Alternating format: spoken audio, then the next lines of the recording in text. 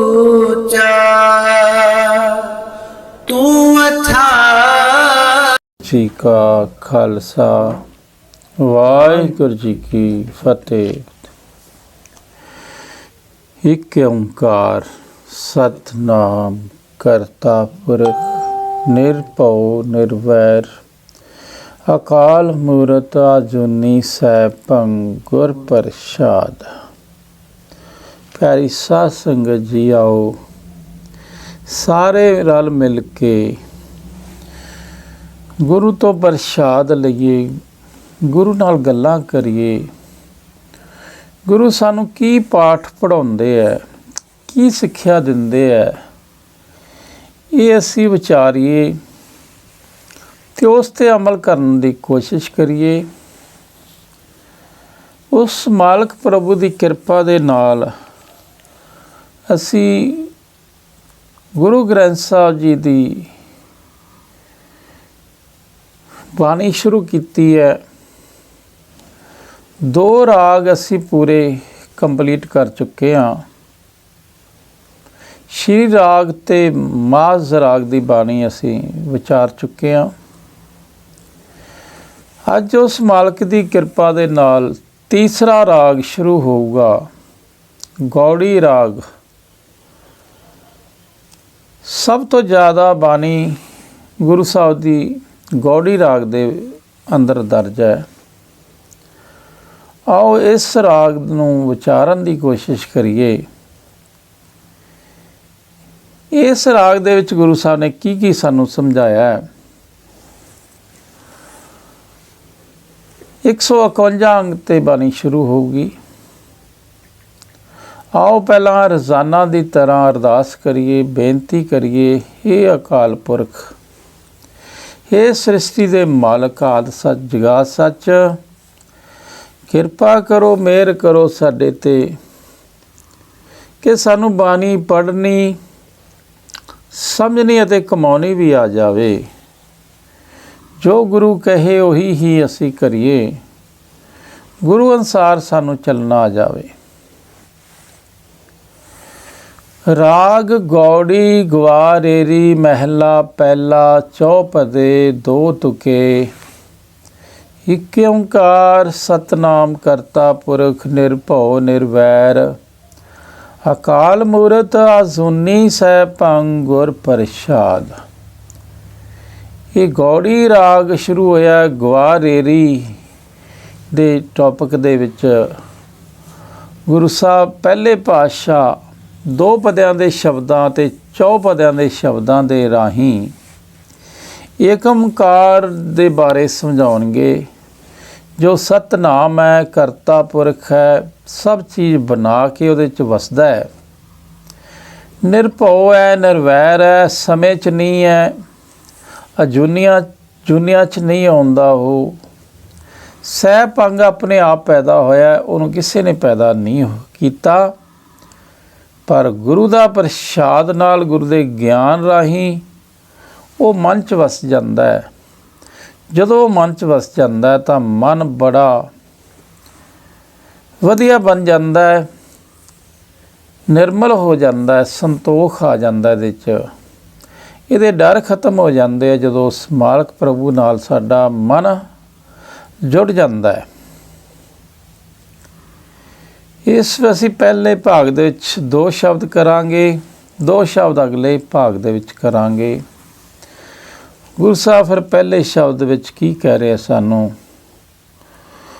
ਭਉ ਮੁੰਚ ਭਾਰਾ ਵੱਡਾ ਧੂਲ, ਮਨ ਮਤ ਹੌਲੀ ਬੋਲੇ ਬੋਲ, ਸਿਰ ਧਰ ਚਲੀਏ ਸਹੀਏ ਭਾਰ, ਨਦਰੀ ਕਰਮੀ ਗੁਰ ਵਿਚਾਰ। ਫਿਰ ਨਾਲ ਰਹਾਉ ਹੈ। ਰਹਾਉ ਦੇ ਵਿੱਚ ਗੁਰੂ ਸਾਹਿਬ ਕੀ ਕਹਿ ਰਿਹਾ? ਭੈ ਬਿਨ ਕੋਈ ਨਾ ਲੰਘਸ ਪਾਰ, ਭੈ ਪਉ ਰਾਖਿਆ ਭਾਏ ਸਵਾਰ ਰਹਾਉ। ਗੁਰੂ ਸਾਹਿਬ ਸਾਨੂੰ ਸਾਡੀ ਜ਼ਿੰਦਗੀ ਬਾਰੇ ਸਮਝਾ ਰਹੇ ਹੈ। ਇਹ ਜਿਹੜਾ ਦੁਨੀਆ ਬੜਾ ਭਿਆਨਕ ਸਮੁੰਦਰ ਹੈ। ਇੱਥੇ ਲੋਭ ਮੋਹ ਹੰਕਾਰ ਪੰਜੇ ਇਹ ਸਾਨੂੰ ਆਪਦੇ ਸਮੁੰਦਰ ਦੇ ਵਿੱਚ ਡੁਬੋ ਰਹੇ ਹੈ, ਦੁੱਖ ਦੇ ਰਹੇ ਹੈ। ਪਰ ਸਾਡੀ ਮੱਤ ਜਿਹੜੀ ਆ ਹੌਲੀ ਹੈ, ਇਹਨਾਂ ਨੂੰ ਅਸੀਂ ਆਪਦੀ ਮੱਤ ਦੇ ਰਾਹੀਂ ਕਾਬੂ ਨਹੀਂ ਕਰ ਸਕਦੇ। ਇਹ ਬੜਾ ਨਾ ਲੋਭ ਜਿੱਤਿਆ ਜਾਂਦਾ, ਨਾ ਮੋਹ, ਨਾ ਹੰਕਾਰ, ਇੱਕ ਵੀ ਨਹੀਂ ਜਿੱਤ ਸਕਦੇ। ਅਸੀਂ ਪੰਜਾਂ ਨੂੰ ਤਾਂ ਕਿਵੇਂ ਜਿੱਤਾਂਗੇ ਜਦੋਂ ਕਿ ਅਸੀਂ ਪੰਜਾਂ ਨੂੰ ਜਿੱਤਣਾ ਹੈ। ਪਰ ਗੁਰੂ ਸਾਹਿਬ ਕਹਿੰਦੇ ਭਉ ਮੁੱਚ ਭਾਰਾ ਵੱਡਾ ਤੋਲ, ਮਨ ਮਤ ਹੌਲੀ ਤੋਲ ਬੋਲੇ ਬੋਲ। ਗੁਰੂ ਸਾਹਿਬ ਕਹਿੰਦੇ ਉਹ ਪਰਮਾਤਮਾ ਬਹੁਤ ਵੱਡਾ ਹੈ, ਇੰਨਾ ਵੱਡਾ ਕਿ ਸੋਚ ਹੀ ਨਹੀਂ ਸਕਦੇ। ਉਹਨੇ ਜਿਹੜੀ ਇਹ ਖੇਲ ਬਣਾਈ ਹੈ ਉਹ ਵੀ ਬਹੁਤ ਵੱਡੀ ਬਣਾਈ ਹੈ। ਭਉ ਹੁੰਦਾ ਪਰਮਾਤਮਾ ਦਾ ਡਰ, ਮੁੱਚ ਹੁੰਦਾ ਬਹੁਤ ਜ਼ਿਆਦਾ, ਭਾਰਾ ਵੀ ਬਹੁਤ ਜ਼ਿਆਦਾ, ਵੱਡਾ ਵੀ। ਪਰਮਾਤਮਾ ਦਾ ਡਰ ਬਹੁਤ ਭਾਰਾ ਹੈ, ਇਹਦਾ ਤੋਲ ਵੱਡਾ ਹੈ। ਭਾਵ ਜਿਸ ਮਨੁੱਖ ਦੇ ਅੰਦਰ ਪਰਮਾਤਮਾ ਦਾ ਡਰ ਪੈਦਾ ਹੋ ਜਾਂਦਾ ਹੈ, ਉਹਦਾ ਜੀਵਨ ਬਦਲ ਜਾਂਦਾ ਹੈ, ਵਧੀਆ ਜੀਵਨ ਬਣ ਜਾਂਦਾ ਹੈ। ਉਹ ਆਪਣੇ ਆਪ ਨੂੰ ਸੁਧਾਰ ਲੈਂਦਾ ਹੈ। ਪਰ ਗੁਰੂ ਸਾਹਿਬ ਕਹਿੰਦੇ ਜਿਵੇਂ ਹੁਣ ਤੁਹਾਡੀ ਅੱਜ ਮੱਤ ਹੈ, ਗੁਰੂ ਦੀ ਮੱਤ ਨਹੀਂ ਹੈ ਤੁਹਾਡੇ ਕੋਲੇ, ਇਹ ਮੱਤ ਬੜੀ ਹੌਲੀ ਹੈ, ਬੜੀ ਨਕੰਮੀ ਮੱਤ ਹੈ, ਤੁਹਾਨੂੰ ਲੋਭ ਮੋਹ ਹੰਕਾਰ ਦੇ ਵਿੱਚ ਫਸਾ ਰਹੀ ਹੈ। ਮਨ ਮਤ ਹੌਲੀ ਬੋਲੇ ਬੋਲ। ਪਰ ਜਿਸ ਦੀ ਮੱਤ ਅੱਜ ਆਪਦੀ ਹੈ, ਗੁਰੂ ਦੀ ਮੱਤ ਨਹੀਂ ਹੈ, ਗੁਰਬਾਣੀ ਅਨੁਸਾਰ ਨਹੀਂ ਚੱਲਦਾ, ਉਹ ਹੋਛੀ ਮੱਤ ਹੈ, ਕਮਜ਼ੋਰ ਮੱਤ ਹੈ, ਭੈੜੀ ਮੱਤ ਹੈ। ਉਹ ਫਿਰ ਹਉਮੈ ਹੰਕਾਰ 'ਚ ਹੀ ਬੋਲਦਾ ਰਹਿੰਦਾ ਹੈ ਅਤੇ ਪੰਜਾਂ 'ਚ ਫਸਦਾ ਰਹਿੰਦਾ ਹੈ। ਗੁਰੂ ਦੀ ਮੱਤ ਲੈ ਕੇ ਪਰਮਾਤਮਾ ਦਾ ਡਰ ਪੈਦਾ ਹੋ ਜਾਂਦਾ ਹੈ। ਪਰਮਾਤਮਾ ਦਾ ਡਰ ਪੈਦਾ ਹੋ ਜਾਂਦਾ ਤਾਂ ਉਹਦੇ ਨਾਲ ਪਿਆਰ ਵੀ ਬਣ ਜਾਂਦਾ ਹੈ। ਉਹਦੀਆਂ ਸਿਫਤਾਂ ਕਰਕੇ ਉਹਨੂੰ ਮਨ 'ਚ ਵਸਾ ਵੀ ਲੈਂਦਾ ਹੈ। ਅਤੇ ਜਿਹੜੇ ਪਰਮਾਤਮਾ ਤੋਂ ਡਰ ਜਾਂਦੇ, ਸਾਰਿਆਂ ਦੇ ਡਰ ਖਤਮ ਹੋ ਜਾਂਦੇ ਉਹਨੂੰ। ਫਿਰ ਕਹਿੰਦੇ ਸਿਰ ਤਰ ਚੱਲੀਏ ਸਹੀਏ ਭਾਰ, ਨਦਰੀ ਕਰਮੀ ਗੁਰ ਵਿਚਾਰ। ਕਹਿੰਦਾ ਜੇ ਪਰਮਾਤਮਾ ਦਾ ਡਰ ਸਿਰ ਉੱਤੇ ਹੋਵੇ, ਕਬੂਲ ਕਰ ਲਈਏ, ਉਹਦੀ ਰਜਾ 'ਚ ਚੱਲੀਏ, ਉਹਦੇ ਕੀਤੇ ਨੂੰ ਖਿੜੇ ਮੱਥੇ ਮੰਨੀਏ, ਤਾਂ ਉਸ ਦਾ ਡਰ ਭਾਰ ਸਹਾਰ ਸਕੀਏ। ਫਿਰ ਪਰਮਾਤਮਾ ਦਾ ਸਾਨੂੰ ਭਾਣਾ ਮਿੱਠਾ ਲੱਗਣ ਲੱਗ ਜਾਵੇ। ਗੁਰਸਿੱਖੀ ਉਹੀ ਹੈ ਜੇ ਅਸੀਂ ਉਹਦਾ ਭਾਣਾ ਮਿੱਠਾ ਕਰਕੇ ਮੰਨਣ ਲੱਗ ਜਾਈਏ। ਜਿਵੇਂ ਜਿਵੇਂ ਅਸੀਂ ਉਹਦਾ ਭਾਣਾ ਮੰਨਾਂਗੇ, ਆਦਮੀ ਸਟਰੋਂਗ ਹੁੰਦਾ ਜਾਂਦਾ ਹੈ, ਮਜ਼ਬੂਤ ਹੁੰਦਾ ਜਾਂਦਾ ਹੈ। ਪਰ ਗੁਰੂ ਸਾਹਿਬ ਕਹਿੰਦੇ ਨਦਰੀ ਕਰਮੀ ਗੁਰ ਵਿਚਾਰ। ਪਰ ਗੁਰੂ ਸਾਹਿਬ ਕਹਿੰਦੇ ਜਿਵੇਂ ਜਿਵੇਂ ਤੁਸੀਂ ਗੁਰੂ ਦਾ ਵਿਚਾਰ ਕਰੋਗੇ, ਬਾਣੀ ਨੂੰ ਸਮਝੋਗੇ, ਬਾਣੀ 'ਤੇ ਵਿਚਾਰ ਕਰਦੇ ਜਾਵਾਂਗੇ, ਸਮਝ ਆਉਂਦੀ ਜਾਊਗੀ, ਪਰਮਾਤਮਾ ਦਾ ਡਰ ਪੈਦਾ ਹੁੰਦਾ ਜਾਂਦਾ, ਆਪਦੀ ਮੱਤ ਆਦਮੀ ਛੱਡਦਾ ਜਾਂਦਾ ਹੈ ਅਤੇ ਪਰਮਾਤਮਾ ਉਹਦੇ 'ਤੇ ਮਿਹਰ ਕਰਦਾ ਜਾਂਦਾ ਹੈ। ਫਿਰ ਬੜੀ ਉਹ ਬਖਸ਼ ਕਰ ਦਿੰਦਾ, ਉਹ ਫਿਰ ਗੁਰੂ ਮੁਤਾਬਕ ਹੀ ਚੱਲਦਾ ਹੈਗਾ ਅਤੇ ਗੁਰੂ ਉਹਨੂੰ ਪਰਮਾਤਮਾ ਨਾਲ ਜੋੜ ਕੇ ਇਹ ਬੜੇ ਭਿਆਨਕ ਸਮੁੰਦਰ ਦੇ ਵਿੱਚੋਂ, ਦੁੱਖਾਂ ਦਾ ਘਰ ਹੈ ਇਹ। ਇਸ ਦੁਨੀਆ 'ਚ ਅਮੀਰ ਤੋਂ ਅਮੀਰ ਵੀ ਦੁਖੀ ਰਹਿੰਦਾ। ਸਰਵ ਸ੍ਰਿਸ਼ਟ ਕਾ ਰਾਜਾ ਦੁਖੀਆ। ਗੁਰੂ ਸਾਹਿਬ ਕਹਿੰਦੇ ਬਈ ਇੱਥੇ ਸੁਖੀ ਨਹੀਂ ਹੋ ਸਕਦੇ ਤੁਸੀਂ। ਗੁਰਬਾਣੀ ਦਾ ਵਿਚਾਰ ਕਰ ਕਰਕੇ ਉਸ ਮਾਲਕ ਤੋਂ ਦੇ ਡਰ 'ਚ ਰਹਿਣਾ ਹੈ, ਉਹਦੇ ਹੁਕਮ 'ਚ ਚੱਲਣਾ, ਉਹਦੇ ਕੀਤੇ ਨੂੰ ਮਿੱਠਾ ਕਰਕੇ ਮੰਨਣਾ ਹੈ। ਫਿਰ ਦੂਸਰੇ ਸਾਰੇ ਡਰ ਖਤਮ ਹੋ ਜਾਂਦੇ ਹੈ ਅਤੇ ਉਹਦੇ ਨਾਲ ਪਿਆਰ ਬਣ ਜਾਂਦਾ ਹੈ। ਪਰ ਰਹਾਉ ਚ ਗੁਰੂ ਸਾਹਿਬ ਕਹਿੰਦੇ ਭੈ ਬਿਨ ਕੋਇ ਨਾ ਲੰਘਸ ਪਾਰ, ਭੈ ਪਉ ਰਾਖਿਆ ਭਾਏ ਸਵਾਰ ਰਾਓ। ਗੁਰੂ ਸਾਹਿਬ ਕਹਿੰਦੇ ਇਹ ਵਿਕਾਰਾਂ ਦਾ ਬੜਾ ਭਿਆਨਕ ਸਮੁੰਦਰ ਹੈ, ਨਾ ਕੋਈ ਲੋਭ ਦੇ ਵਿੱਚੋਂ ਪਾਰ ਲੰਘ ਸਕਦਾ, ਨਾ ਮੋਹ ਚੋਂ, ਹੰਕਾਰ ਚੋਂ, ਨਾ ਲੋਭ ਚੋਂ, ਨਾ ਕਾਮ ਚੋਂ। ਪੰਜਾਂ ਨੂੰ ਦੇ ਵਿੱਚੋਂ ਇੱਕ ਨੂੰ ਵੀ ਨਹੀਂ ਜਿੱਤ ਸਕਦੇ। ਪਰ ਜਿੰਨਾ ਚਿਰ ਗੁਰੂ ਸਾਹਿਬ ਕਹਿੰਦੇ ਤੁਸੀਂ ਪਰਮਾਤਮਾ ਦੇ ਡਰ 'ਚ ਨਹੀਂ ਚੱਲਦੇ, ਉਹਦਾ ਭਾਣਾ ਮੰਨ ਕੇ ਨਹੀਂ ਚੱਲਦੇ, ਇਹਨਾਂ 'ਚੋਂ ਪਾਰ ਨਹੀਂ ਲੰਘ ਸਕਦੇ। ਕੋਈ ਵੀ ਨਹੀਂ ਲੰਘ ਸਕਿਆ, ਨਾ ਤੁਸੀਂ ਲੰਘੋਗੇ। ਜੇ ਤੁਸੀਂ ਪੰਜਾਂ ਨੂੰ ਕਾਬੂ ਕਰਨਾ ਹੈ ਤਾਂ ਪਰਮਾਤਮਾ ਦਾ ਡਰ ਪੈਦਾ ਹੋਣਾ ਚਾਹੀਦਾ ਹੈ। ਜੋ ਬਾਣੀ ਪੜ੍ਹ ਕੇ ਪਹਿਲਾਂ ਪਰਮਾਤਮਾ ਦਾ ਡਰ ਪੈਦਾ ਹੁੰਦਾ ਹੈ, ਉਹਦੇ ਹੁਕਮ ਦੀ ਸਮਝ ਆਉਂਦੀ ਹੈ। ਜੇ ਬਾਣੀ ਪੜ੍ਹ ਕੇ ਸਾਨੂੰ ਅੰਦਰ ਪਰਮਾਤਮਾ ਦਾ ਡਰ ਪੈਦਾ ਨਹੀਂ ਹੋਇਆ ਤਾਂ ਅਸੀਂ ਪੰਜੇ ਕਾਬੂ ਨਹੀਂ ਕਰ ਸਕਦੇ। ਭੈ ਭਾਉ ਰਾਖਿਆ ਭਾਏ ਸਵਾਰ ਰਹਾਓ। ਗੁਰੂ ਸਾਹਿਬ ਕਹਿੰਦੇ ਜਿਹੜੇ ਬਾਣੀ ਨੂੰ ਚੰਗੀ ਤਰ੍ਹਾਂ ਸਮਝਦੇ ਆ, ਫਿਰ ਪਰਮਾਤਮਾ ਨੂੰ ਸਮਝਦੇ, ਉਹਦੀ ਦੁਨੀਆ ਬਣਾਈ ਨੂੰ ਸਮਝਦੇ ਆ, ਫਿਰ ਉਹਦੇ ਅੰਦਰ ਪਰਮਾਤਮਾ ਦਾ ਡਰ ਪੈਦਾ ਹੋ ਜਾਂਦਾ। ਪਰਮਾਤਮਾ ਦਾ ਡਰ ਇੱਕ ਇਹੋ ਜਿਹਾ ਹੈ ਦੂਜੇ ਸਾਰੇ ਡਰ ਖਤਮ ਕਰ ਦਿੰਦਾ। ਸਿੱਖ ਇਤਿਹਾਸ ਦੇ ਵਿੱਚ ਇੱਕ ਵੀ ਸਿੱਖ ਡਰਿਆ ਨਹੀਂ ਕਦੇ। ਅੱਜ ਕੋਈ ਇਹੋ ਜਿਹਾ ਸਿੱਖ ਮਿਲਦਾ ਹੀ ਨਹੀਂ ਜਿਹੜਾ ਨਾ ਡਰਦਾ ਹੋਵੇ। ਦੁਨੀਆ ਤੋਂ ਹੀ ਡਰੀ ਜਾਂਦੇ ਅਸੀਂ। ਗੁਰੂ ਦਾ ਸਿੱਖ ਗੁਰੂ ਤੋਂ ਡਰਦਾ, ਪਰਮਾਤਮਾ ਤੋਂ ਡਰਦਾ, ਹੋਰ ਕਿਸੇ ਤੋਂ ਨਹੀਂ ਡਰਦਾ। ਤਾਂ ਗੁਰੂ ਸਾਹਿਬ ਕਹਿੰਦੇ ਜਿਹੜੇ ਫਿਰ ਇਹ ਬਾਣੀ ਪੜ੍ਹ ਕੇ ਜਿਨ੍ਹਾਂ ਨੂੰ ਸਮਝ ਆ ਜਾਂਦੀ, ਉਹ ਪਰਮਾਤਮਾ ਤੋਂ ਡਰਦੇ ਰਹਿੰਦੇ ਆ। ਉਹ ਡਰ ਦੇ ਨਾਲ ਉਹ ਪਰਮਾਤਮਾ ਨਾਲ ਪਿਆਰ ਪਾ ਲੈਂਦੇ ਆ। ਉਹ ਪਿਆਰ ਪਾ ਕੇ ਫਿਰ ਉਹ ਇਸ ਦੇ ਵਿੱਚੋਂ ਫਿਰ ਅੱਗੇ ਪਾਰ ਲੰਘਦੇ ਆ, ਪੰਜੇ ਕਾਬੂ ਕਰ ਲੈਂਦੇ ਆ। ਪਹਿਲਾਂ ਪਰਮਾਤਮਾ ਦਾ ਡਰ ਪੈਦਾ ਹੁੰਦਾ ਹੈ, ਫਿਰ ਉਹਦੇ ਨਾਲ ਪਿਆਰ ਪੈਦਾ ਹੁੰਦਾ, ਫਿਰ ਉਹਦੀਆਂ ਸਿਫਤਾਂ ਕਰਦਾ, ਗੁਣ ਗਾਉਂਦਾ, ਉਹਨੂੰ ਮਨ 'ਚ ਵਸਾ ਲੈਂਦਾ। ਜਦੋਂ ਉਹ ਮਨ 'ਚ ਵਸ ਜਾਂਦਾ ਤਾਂ ਇਹ ਪੰਜੇ ਕਾਬੂ ਆ ਜਾਂਦੇ ਆ। ਭੈ ਤਨ ਅਗਨ ਭਖੇ ਭੈ ਨਾਲ, ਭੈ ਭਉ ਘੜੀਏ ਸ਼ਬਦ ਸਵਾਰ, ਭੈ ਬਿਨ ਘਾੜਤ ਕੱਚ ਨਿਕੱਚ, ਅੰਧਾ ਸੱਚ ਅੰਧੀ ਸੱਠ।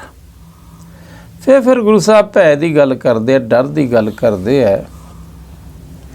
ਭੈ ਤਨ ਅਗਨ ਭਖੇ ਭੈ ਨਾਲ। ਗੁਰੂ ਸਾਹਿਬ ਸਮਝਾਉਂਦੇ ਆ ਜੇ ਪਰਮਾਤਮਾ ਦੇ ਡਰ ਅਦਬ ਵਿੱਚ ਕੋਈ ਆਦਮੀ ਰਵੇ, ਗੁਰਦਾ ਸਿੱਖ ਰਵੇ, ਤਾਂ ਉਸ ਆਦਮੀ ਨੂੰ ਅੰਦਰੋਂ ਪਰਮਾਤਮਾ ਨੂੰ ਪਾਉਣ ਦੀ ਭੁੱਖ ਪੈਦਾ ਹੋ ਜਾਂਦੀ ਹੈ। ਕਿਉਂਕਿ ਉਹਦੇ ਨਿਜ਼ਮ ਦਾ ਸਮਝ ਆ ਜਾਂਦੀ। ਵਾਕਿਆ ਉਹਨੇ ਧਰਤੀ ਹਵਾ ਪਾਣੀ ਬਣਾ ਕੇ ਸਾਨੂੰ ਬਣਾਇਆ, ਉਹਦੇ ਹੁਕਮ 'ਚ ਅਸੀਂ ਚੱਲ ਰਹੇ ਹਾਂ, ਹੁਕਮ 'ਚ ਪੈਦਾ ਹੋਏ ਹਾਂ, ਹੁਕਮ 'ਚ ਮਰਨਾ ਹੈ। ਉਹਦਾ ਡਰ ਪੈਦਾ ਹੋ ਕੇ ਉਹਨੂੰ ਪਾਉਣ ਦੀ ਭੁੱਖ ਪੈਦਾ ਹੋ ਜਾਂਦੀ ਹੈ। ਅੱਜ ਅਸੀਂ ਬਾਣੀ ਜ਼ਰੂਰ ਪੜ੍ਹ ਰਹੇ ਹਾਂ, ਨਾ ਤਾਂ ਸਾਨੂੰ ਉਹਦਾ ਡਰ ਪੈਦਾ ਹੋਇਆ, ਨਾ ਹੀ ਸਾਨੂੰ ਉਹਨੂੰ ਪਾਉਣ ਦੀ ਭੁੱਖ ਲੱਗ ਰਹੀ ਹੈ। ਜਿਵੇਂ ਜਿਵੇਂ ਪਰਮਾਤਮਾ ਬਾਰੇ ਸਮਝ ਆਉਂਦੀ ਹੈ, ਡਰ ਪੈਦਾ ਹੁੰਦਾ ਹੈ, ਉਹਦੇ ਨਿਜ਼ਮ ਦੀ ਸਮਝ ਆਉਂਦੀ ਹੈ, ਕੁਦਰਤ ਦੀ ਸਮਝ ਆਉਂਦੀ ਹੈ। ਫਿਰ ਬਾਣੀ ਸਾਨੂੰ ਇਹ ਕਹਿੰਦੀ ਵੀ ਉਹਨੂੰ ਮਿਲਾਪ ਕਰ ਲਓ, ਉਹਨੂੰ ਮਿਲ ਲਓ, ਉਹਨੂੰ ਮਨ 'ਚ ਵਸਾ ਲਓ। ਫਿਰ ਇਹ ਸਾਨੂੰ ਭੁੱਖ ਲੱਗਦੀ ਜਾਂਦੀ ਹੈ। ਭੈ ਪਉ ਘੜੀਏ ਸ਼ਬਦ ਸਵਾਰ। ਪਰ ਗੁਰੂ ਸਾਹਿਬ ਦੇ ਡਰ ਐਵੇਂ ਛੇਤੀ ਕਿਤੇ ਨਹੀਂ ਪੈਦਾ ਹੁੰਦਾ। ਜਿਵੇਂ ਜਿਵੇਂ ਅਸੀਂ ਸ਼ਬਦ ਨੂੰ ਸਵਾਰਦੇ ਹਾਂ, ਸ਼ਬਦ ਨੂੰ ਵਿਚਾਰਦੇ ਹਾਂ, ਬਾਣੀ ਜਿਵੇਂ ਜਿਵੇਂ ਸਮਝਾਂਗੇ, ਉਵੇਂ ਉਵੇਂ ਸਾਡੇ ਅੰਦਰ ਪਰਮਾਤਮਾ ਦਾ ਡਰ ਵੀ ਪੈਦਾ ਹੁੰਦਾ, ਉਹਨੂੰ ਪਾਉਣ ਦੀ ਭੁੱਖ ਲੱਗਦੀ ਜਾਂਦੀ ਹੈ। ਹੁਣ ਬਾਣੀ ਪੜ੍ਹ ਕੇ ਸਾਨੂੰ ਪਰਮਾਤਮਾ ਨੂੰ ਪਾਉਣ ਦੀ ਬਹੁਤ ਵੱਡੀ ਭੁੱਖ ਲੱਗਣੀ ਚਾਹੀਦੀ ਹੈ, ਅਤੇ ਉਹਦਾ ਡਰ ਵੀ ਪੈਦਾ ਹੋਣਾ ਚਾਹੀਦਾ। ਜਿਵੇਂ ਜਿਵੇਂ ਸ਼ਬਦ ਸਵਾਰਾਂਗੇ, ਸ਼ਬਦ ਨੂੰ ਵਿਚਾਰਾਂਗੇ, ਸ਼ਬਦ ਸਾਡੇ ਅੰਦਰ ਜਾਊਗਾ, ਸ਼ਬਦ ਬਾਰੇ ਸੋਚਾਂਗੇ, ਉਵੇਂ ਉਵੇਂ ਇਹ ਅਵਸਥਾ ਬਣਦੀ ਜਾਂਦੀ ਹੈ। ਭੈ ਬਿਨ ਘਾੜਤ ਕੱਚ ਨਿਕੱਚ। ਅੰਧਾ ਸੱਚ ਅੰਧੀ ਸੱਟ। ਪਰ ਜੇ ਗੁਰੂ ਸਾਹਿਬ ਕਹਿੰਦੇ ਪਰਮਾਤਮਾ ਦਾ ਡਰ ਪੈਦਾ ਨਹੀਂ ਹੋਇਆ ਤੁਹਾਡੇ ਅੰਦਰ, ਫਿਰ ਗੁਰੂ ਸਾਹਿਬ ਕਹਿੰਦੇ ਕੱਚ ਨਕਾਚੀ ਹੈ, ਤੁਸੀਂ ਸਫਲ ਨਹੀਂ ਹੋ ਸਕਦੇ, ਤੁਸੀਂ ਉਸ ਪਰਮਾਤਮਾ ਨੂੰ ਮਨ 'ਚ ਨਹੀਂ ਵਸਾ ਸਕਦੇ। ਫਿਰ ਗੁਰੂ ਸਾਹਿਬ ਕਹਿੰਦੇ ਤੁਸੀਂ ਬਹੁਤ ਪਿੱਛੇ ਹੋ, ਕੱਚ ਨਕਾਚੀ ਹੈ, ਕੋਈ ਤੁਹਾਡੀ ਫਸਲ ਸਹੀ ਨਹੀਂ ਹੋ ਰਹੀ ਹੈ, ਬਿਲਕੁਲ ਹੋਸ਼ੀ ਹੀ ਬਣਦੀ ਜਾ ਰਹੀ ਹੈ। ਇਸ ਤਰ੍ਹਾਂ ਗੁਰੂ ਸਾਹਿਬ ਕਹਿੰਦੇ ਅੰਧਾ ਸੱਚ, ਕਿਉਂਕਿ ਜਿਸ ਸੱਚੇ ਵਿੱਚ ਜੀਵਨ ਢਲਦਾ ਹੈ ਉਹ ਹੁਸ਼ਿਆਰਪਣ ਪੈਦਾ ਕਰਦਾ ਹੈ। ਸਾਡਾ ਯਤਨ ਵੀ ਅਗਿਆਨਤਾ ਵਾਲੇ ਹੁੰਦੇ, ਜਦੋਂ ਗੁਰੂ ਮੁਤਾਬਕ ਚੱਲ ਕੇ ਅਸੀਂ ਪੂਰੇ ਸੱਚ ਨਾਲ ਜੁੜਨਾ ਹੈਗਾ। ਅੰਧੀ ਸੱਟ ਮਤ ਹੁੰਦਾ ਚੋਟ, ਅੰਧਾ ਹੀ ਬਿਨਾਂ ਗਿਆਨ ਤੋਂ ਅਸੀਂ ਚੋਟਾਂ ਲਾ ਰਹੇ ਹਾਂ ਜੋ ਸਹੀ ਨਹੀਂ ਹੁੰਦੀਆਂ। ਗੁਰਬਾਣੀ ਦੇ ਪੂਰੇ ਗਿਆਨ ਦੇ ਨਾਲ ਸਾਨੂੰ ਨਾਮ ਦੀ ਭੁੱਖ ਲੱਗੂਗੀ, ਪਰਮਾਤਮਾ ਦਾ ਡਰ ਪੈਦਾ ਹੋਊਗਾ, ਉਹਨੂੰ ਪਾਉਣ ਦੀ ਭੁੱਖ ਲੱਗਦੀ ਹੈ, ਫਿਰ ਉਹਨੂੰ ਪਾਉਣ ਵਾਸਤੇ ਜਾਂਦਾ ਹੈ ਅਤੇ ਬੜਾ ਫਿਰ ਇਹ ਸੌਖਾ ਉਸ ਮਾਲਕ ਨੂੰ ਮਿਲ ਲੈਂਦਾ। ਬੁੱਧੀ ਬਾਜੀ ਉਪਜੇ ਚਾਓ, ਸਹਿਸ ਸਿਆਣਪ ਪਵੇ ਨਾ ਤਾਓ, ਨਾਨਕ ਮਨਮੁਖ ਬੋਲਣ ਵਾਓ, ਅੰਧਾ ਅੱਖਰ ਵਾਓ ਦਵਾਓ। ਗੁਰੂ ਸਾਹਿਬ ਇਸ ਸ਼ਬਦ ਦੇ ਲਾਸਟ ਪਦੇ 'ਚ ਕਹਿੰਦੇ ਆ ਬੁੱਧੀ ਬਾਜੀ। ਬਾਜੀ ਕਿਹਨੂੰ ਕਿਹਾ? ਸਾਰੇ ਸੰਸਾਰ ਇੱਕ ਬਾਜੀ ਹੈ, ਖੇਡ ਹੈ। ਇੱਕ ਖੇਡ ਬਣਾਇਆ ਉਸ ਮਾਲਕ ਨੇ, ਹਵਾ ਪਾਣੀ ਧਰਤੀ ਬਣਾ ਕੇ ਸਾਨੂੰ ਪੈਦਾ ਕੀਤਾ ਅਤੇ ਸਾਨੂੰ ਉਹ ਖਿਡਾ ਰਿਹਾ ਮਾਇਆ ਦੇ ਵਿੱਚ। ਪਰ ਗੁਰੂ ਸਾਹਿਬ ਕਹਿੰਦੇ ਜੇਕਰ ਤੁਸੀਂ ਗੁਰੂ ਅਨੁਸਾਰ ਨਹੀਂ ਚੱਲੋਗੇ, ਆਪਦੇ ਮਨ ਦੇ ਮਗਰ ਚੱਲੋਗੇ, ਆਪਦੀ ਬੁੱਧੀ ਦੇ ਅਨੁਸਾਰ ਚੱਲੋਗੇ, ਅਤੇ ਜਿਹੜੇ ਮਨ ਦੇ ਪਿੱਛੇ ਚੱਲਦੇ ਆ ਉਹ ਆਦਮੀ ਦੀ ਬੁੱਧੀ ਫਿਰ ਜਗਤ ਦੇ ਪਦਾਰਥਾਂ ਨਾਲ ਖੇਡਣ ਲੱਗ ਜਾਂਦੀ ਹੈ, ਲੋਭ ਮੋਹ ਹੰਕਾਰ ਨੂੰ ਪਿਆਰ ਕਰਨ ਲੱਗ ਜਾਂਦੀ ਹੈ, ਅਤੇ ਫਿਰ ਬੜੇ ਦੁੱਖ ਦਿੰਦੇ ਆ ਉਹ ਪੰਜੇ। ਆਪਦੀ ਬੁੱਧੀ ਤੇ ਬਾਜੀ ਦਾ ਚਾਅ ਪੈਦਾ ਹੁੰਦਾ ਹੈ ਵੀ ਦੁਨੀਆ ਦਾ ਧਨ ਇਕੱਠਾ ਕਰਨ ਲੱਗ ਜਾਂਦਾ ਉਹ।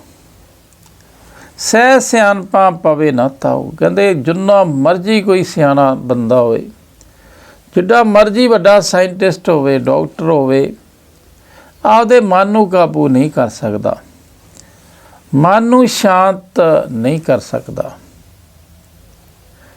ਉਹਦਾ ਜੀਵਨ ਸਹੀ ਨਹੀਂ ਹੋ ਸਕਦਾ, ਉਹਨੇ ਦੁਖੀ ਰਹਿਣਾ ਹੀ ਰਹਿਣਾ। ਕਿਉਂ ਰਹਿਣਾ? ਨਾਨਕ ਮਨਮੁਖ ਬੋਲਣ ਵਾਓ।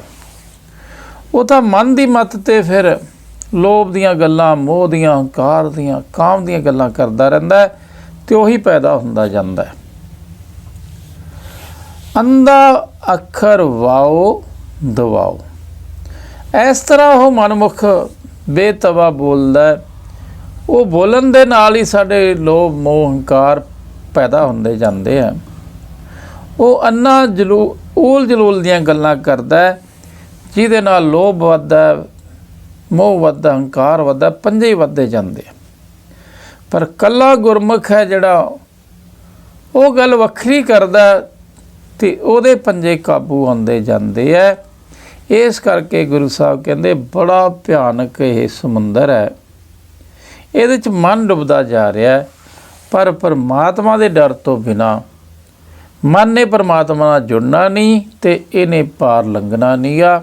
ਇਸ ਕਰਕੇ ਗੁਰੂ ਸਾਹਿਬ ਕਹਿੰਦੇ ਆਪਦੀ ਮੱਤ ਛੱਡ ਕੇ ਗੁਰੂ ਦੀ ਮੱਤ ਨੂੰ ਵਿਚਾਰੋ, ਗੁਰੂ ਦੀ ਮੱਤ 'ਤੇ ਚੱਲ ਕੇ ਪਰਮਾਤਮਾ ਦਾ ਡਰ ਪੈਦਾ ਹੋਊਗਾ, ਉਹਦੇ ਨਾਮ ਦੀ ਭੁੱਖ ਲੱਗੂਗੀ। ਜਦੋਂ ਨਾਮ ਮਿਲ ਜਾਂਦਾ ਉਦੋਂ ਮਨ ਸ਼ਾਂਤ ਹੋ ਜਾਂਦਾ। ਪਰ ਆਪਦੀ ਮੱਤ 'ਤੇ ਨਹੀਂ ਚੱਲਣਾ, ਗੁਰਬਾਣੀ ਦੀ ਮੱਤ 'ਤੇ ਚੱਲਣਾ ਅਸੀਂ। ਫਿਰ ਦੂਸਰੇ ਸ਼ਬਦ 'ਚ ਪਹਿਲੇ ਪਾਤਸ਼ਾਹ ਫਿਰ ਕਹਿ ਰਹੇ ਆ, ਗੌੜੀ ਮਹਿਲਾ ਪਹਿਲਾ, ਡਰ ਕਰ ਘਰ ਡਰ ਡਰ ਡਰ ਜਾਏ, ਸੋ ਡਰ ਕੇਹਾ ਜਿਤ ਡਰ ਡਰ ਪਾਏ,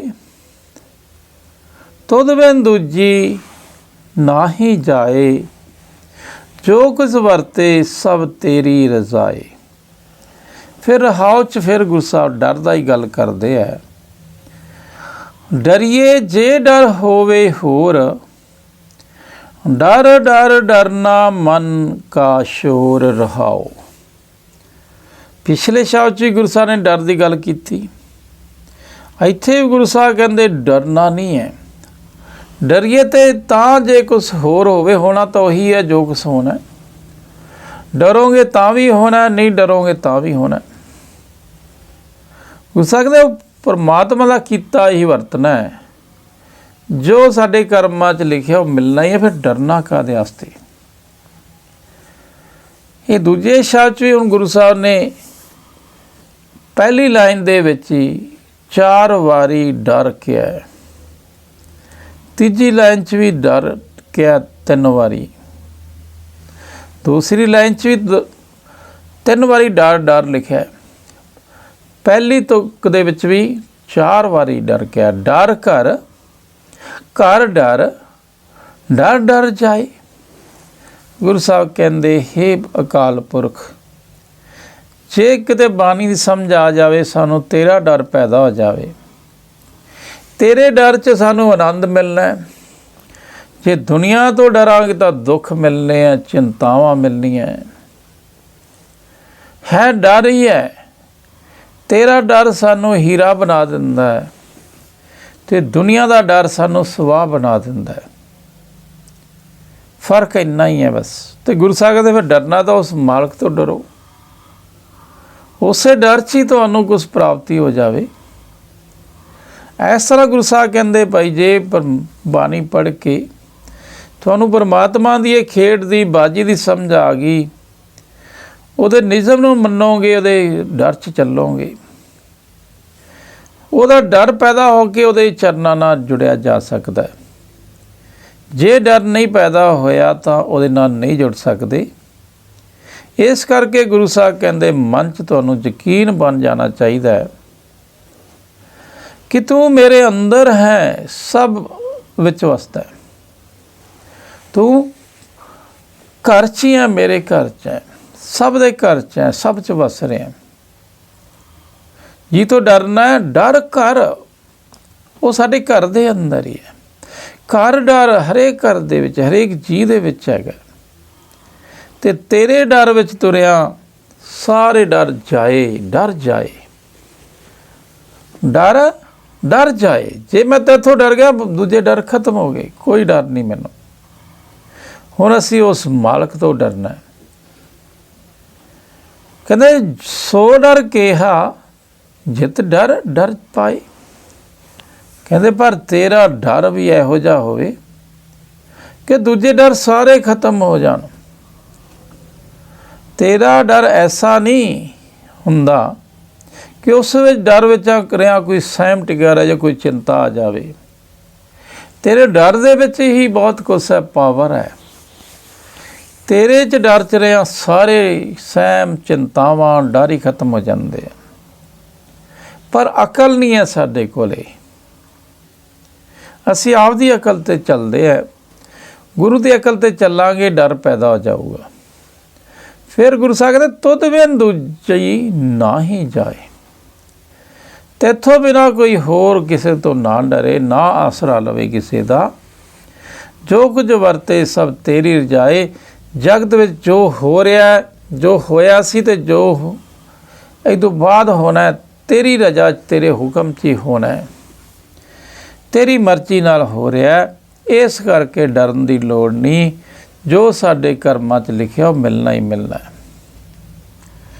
ਡਰੀਏ ਜੇ ਡਰ ਹੋਵੇ, ਹੋਰ ਕੋਈ ਡਰ ਨਹੀਂ ਹੈ। ਗੁਰੂ ਸਾਹਿਬ ਕਹਿੰਦੇ ਜੇ ਕੱਲ੍ਹ ਤੈਨੂੰ ਭੁੱਖਾ ਰਹਿਣਾ ਪੈਣਾ ਤਾਂ ਭੁੱਖਾ ਹੀ ਰਹਿਣਾ ਪੈਣਾ। ਡਰ ਫਿਰ ਕਾਹਦਾ? ਡਰ ਕੇ ਫਿਰ ਤੂੰ ਰੱਜੇਗਾ ਨਹੀਂ, ਭੁੱਖ ਤਾਂ ਤੈਨੂੰ ਕੱਟਣੀ ਪੈਣੀ ਹੈ। ਕਹਿੰਦੇ ਡਰੀਏ ਤਾਂ ਜੇ ਹੋਰ ਕੋਈ ਡਰਾਉਣ ਵਾਲਾ ਹੋਵੇ। ਕੋਈ ਡਰਾਉਂਦਾ ਨਹੀਂ, ਅਸੀਂ ਆਪ ਹੀ ਖੁਦ ਹੀ ਡਰ ਜਾਂਦੇ ਹਾਂ। ਆਪ ਹੀ ਸੋਚ ਸੋਚ ਕੇ ਅਸੀਂ ਡਰੀ ਜਾਂਦੇ ਹਾਂ, ਇਹ ਨਾ ਹੋ ਜਾਵੇ, ਉਹ ਨਾ ਹੋ ਜਾਵੇ, ਇਹ ਕਿਉਂ ਹੋ ਗਿਆ, ਇਹ ਕਿਉਂ ਹੋ ਗਿਆ, ਜਾਂ ਹੋ ਗਿਆ ਅਤੇ ਜਾਂ ਹੋ ਨਾ ਜਾਵੇ। ਗੁਰੂ ਸਾਹਿਬ ਕਹਿੰਦੇ ਨਹੀਂ ਡਰਨਾ ਆਪਾਂ। ਡਰ ਡਰ ਡਰਨਾ ਮਨ ਕਾ ਸ਼ੋਰ ਰਹਾ।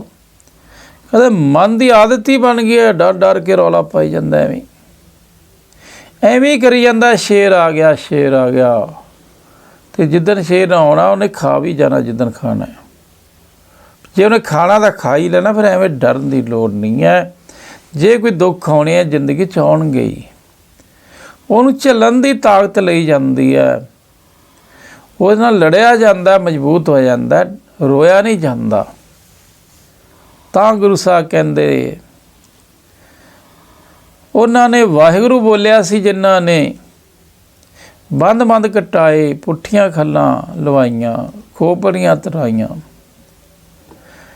ਤਿੰਨਾਂ ਦੀ ਕਮਾਈ ਦਾ ਧਿਆਨ ਧਰ ਕੇ ਬੋਲੋ ਜੀ ਵਾਹਿਗੁਰੂ। ਉਹ ਪਰਮਾਤਮਾ ਤੋਂ ਡਰੇ ਸੀ, ਉਹ ਫਿਰ ਉਹਨਾਂ ਨੂੰ ਆਰਿਆਂ ਦਾ ਡਰ ਨਹੀਂ ਸੀ, ਖੋਪਰੀਆਂ ਦਾ ਡਰ ਨਹੀਂ ਸੀ, ਉਬਲਦੀਆਂ ਦੇਗਾਂ ਦਾ ਡਰ ਨਹੀਂ ਸੀ।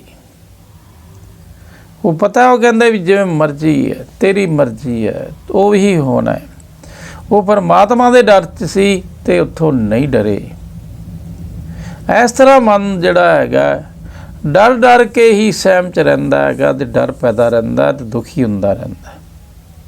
ਫਿਰ ਇਹ ਰਹਾਉ 'ਚ ਗੁਰੂ ਸਾਹਿਬ ਕਹਿੰਦੇ ਆਪਾਂ ਨਹੀਂ ਡਰਨਾ। ਤੁਸੀਂ ਖੁਦ ਹੀ ਡਰਦੇ ਹੋ, ਕੋਈ ਡਰਾਉਂਦਾ ਨਹੀਂ ਸਾਨੂੰ। ਨਾ ਜੀਓ ਮਰੇ ਨਾ ਡੂਬੇ ਤਰੇ, ਜਿਨ ਕੁਝ ਕੀਆ ਸੋ ਕੁਝ ਕਰੇ। ਹੁਕਮੇ ਆਵੇ ਹੁਕਮੇ ਜਾਏ, ਆਗੇ ਪਾਛੇ ਹੁਕਮ ਸਮਾਏ।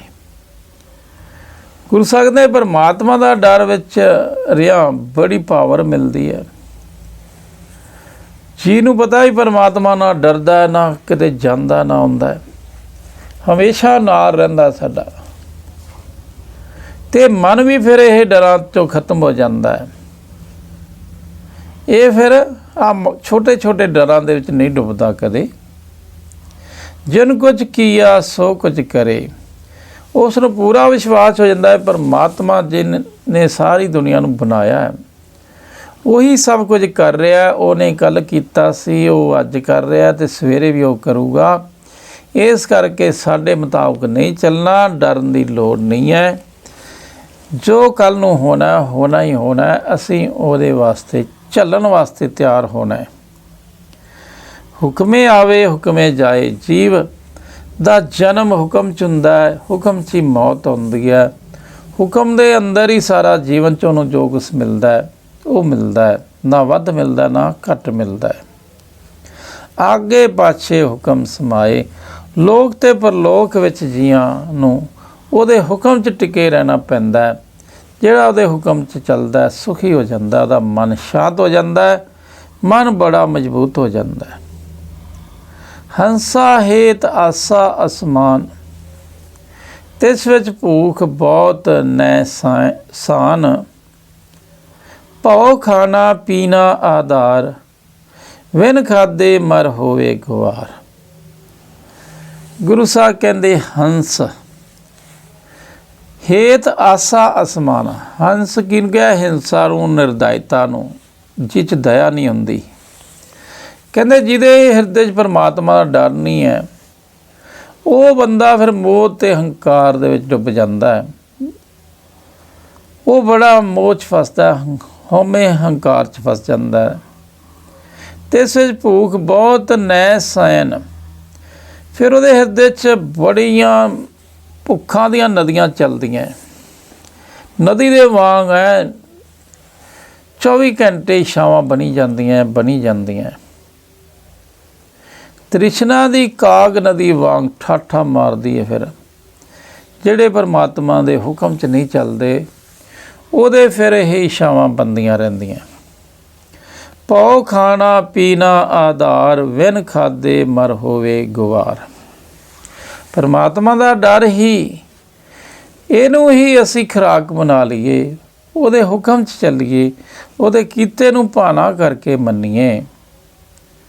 ਅਤੇ ਗੁਰੂ ਸਾਹਿਬ ਕਹਿੰਦੇ ਫਿਰ ਇਹ ਮਨ ਇਹਦੇ ਨਾਲ ਬੜਾ ਮਜ਼ਬੂਤ ਬਣ ਜਾਂਦਾ ਹੈ। ਇਹ ਜੋ ਖੁਰਾਕ ਇਹ ਨਹੀਂ ਖਾਂਦੇ, ਡਰ 'ਚ ਨਹੀਂ ਆਉਂਦੇ, ਉਹ ਫਿਰ ਇਸ ਦੁਨੀਆ 'ਚ ਕਮਲੇ ਝੱਲੇ ਹੋਏ ਰਹਿੰਦੇ ਆ, 24 ਘੰਟੇ ਡਰੇ ਰਹਿੰਦੇ ਆ, ਦੁਖੀ ਜੀਵਨ ਆਪਦਾ ਬਤੀਤ ਕਰਦੇ ਆ। ਇਹ ਕਹਿੰਦੇ ਜਿਸ ਕਾ ਕੋਏ